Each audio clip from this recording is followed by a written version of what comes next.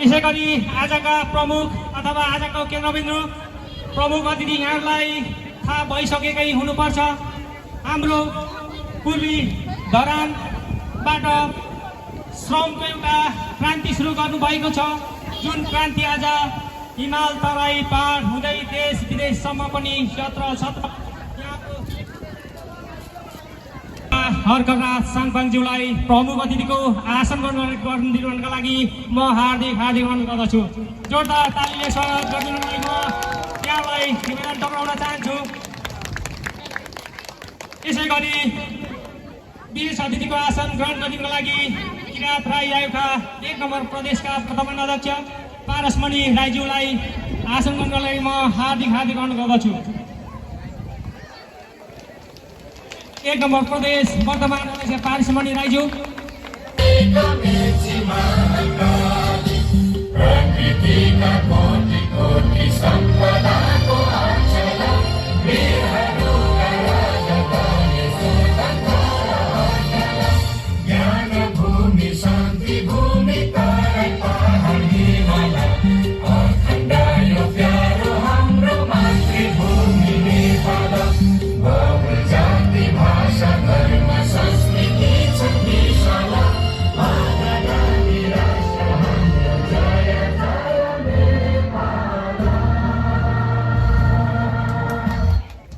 धन्यवाद।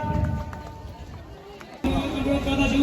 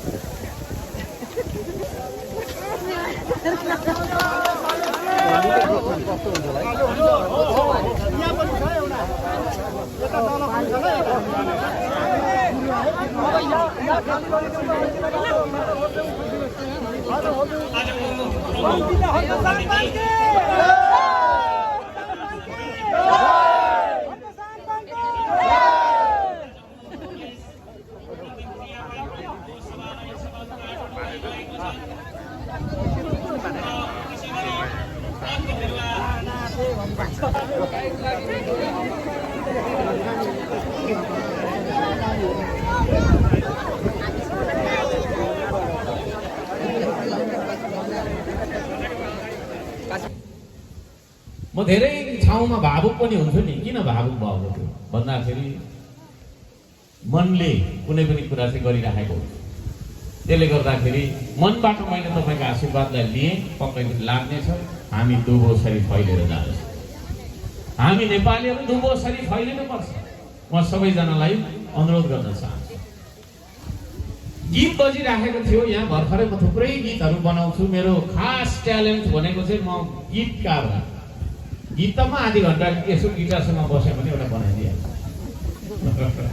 यहाँ पनि एउटा गिटार ल्याएर त्यहाँ पर मलाई आधी घन्टा छोडिदिनु, यो भेलाको एउटा गीत तपाईँलाई सुनाएर मात्रै जान्छ।